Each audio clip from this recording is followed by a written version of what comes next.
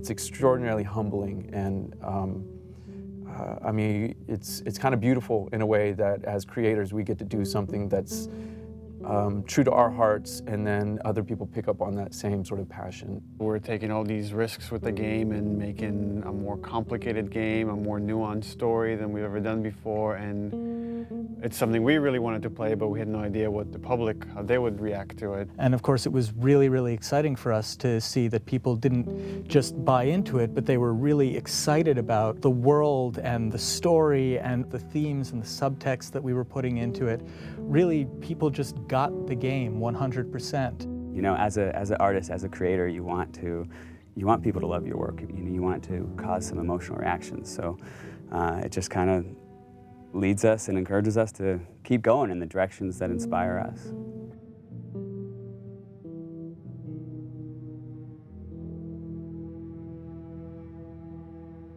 The Last of Us: American Dreams, the graphic novel we released through Dark Horse, co-created by Faith Erin Hicks, the co-writer and amazing artist on that comic book. And it introduces the character of Riley. And in it we get to see kind of Ellie coming out of her shell, and she starts taking on these attributes from Riley, but it's the first day they meet. And it became really interesting to us to say, okay, months later, after these two have become best friends, and they've had this falling out, where does that relationship go? In discussing ideas, it's like, what if we got to play through that kind of relationship? What if we saw that relationship? And it gives us an opportunity to test out various mechanics and storytelling ideas that maybe we couldn't test on the scale of the full game, but doing it in a smaller time frame allows us to try out these ideas and say, okay, that's interesting. How did that work? The comic book was kind of a great way to see a little bit of what Ellie and Riley's relationship was. So when we set out to design the world, we already had a point of reference that there had already been some great work done just in terms of some of the visuals and some of the language between Riley and Ellie. I think we had a sound story pretty early on that we felt was compelling enough to okay, that justifies us moving forward with the idea of single-player DLC. Now you have a team of some burnt-out, frazzled people that you're trying to say, like, okay, guys, let's go again. Can we do it again? And that's a lot. That's a lot to ask of anybody after 3.5 years of grind. We kind of right away knew we wanted to focus on Ellie. We wanted to tell a little bit more about who she was before all this. We also felt like some people were wondering what happened in that time span between when Joel gets really injured and then you play as Ellie. And I felt like I wanted to meet Riley. Like I want to know her. I read a little bit from like the comics, and you kind of had this image in your head in the character, but you kind of really don't meet them until you start to see them. And once you get the actor in there, once you get these people, they really start to come out. All this time I thought you were dead. Yeah. It was interesting sort of this time around to be with someone new. When Yanni came in during casting, I was like, that's totally who I saw in the comic book. That's totally her, that's totally who I heard. You need to cast her. I was a bit intimidated to kind of come on to something that's so big. It's different, Ashley started with it and you're, coming in, I guess, as a sophomore, you know what I mean? Like, you feel like, oh gosh, am I gonna fit in? And then, will I really be able to live up to the standard that's so high? With The Last of Us, we got to see the events that led to who Joel is during the game. We never get to see that with Ellie. With Ellie, we're picking her up at the outset of the journey. What this DLC really allowed us to do is focus on Ellie's life prior to that journey. And we get to see, she's just a kid, ultimately.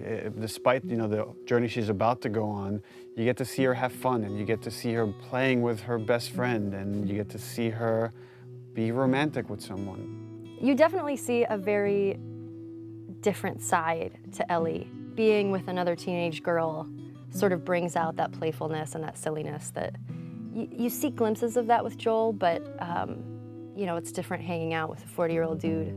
You know Ellie as this really tough, strong kid that has gone through so many crazy things and has seen so many things, to this other side of her, a little bit more vulnerable, softer side of her through the eyes of Riley. So it's a really interesting relationship there because you get to see somebody who really influenced who Ellie is and taught her how to survive and be strong. And then you see that playful Ellie, and you see the events that are shaping her and changing her, and how she loses the one person in this world that she cares for. And then you understand why she's willing to fight tooth and nail to not lose Joel. She's already lost this person that she loved. She's not about to let it happen again.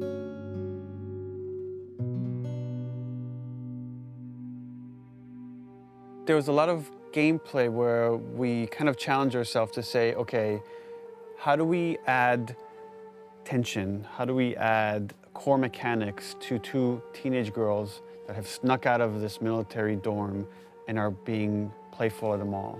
There are large portions where there is no combat, where we're really focusing on the narrative connection between you and an allied character.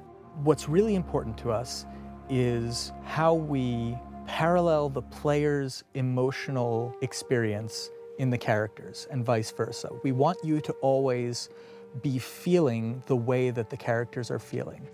What the fuck are you looking at?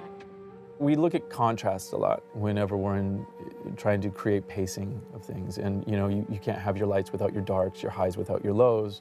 So while we're looking at the Ellie storyline, we also want to contrast that with what's happening in the desperation of Joel.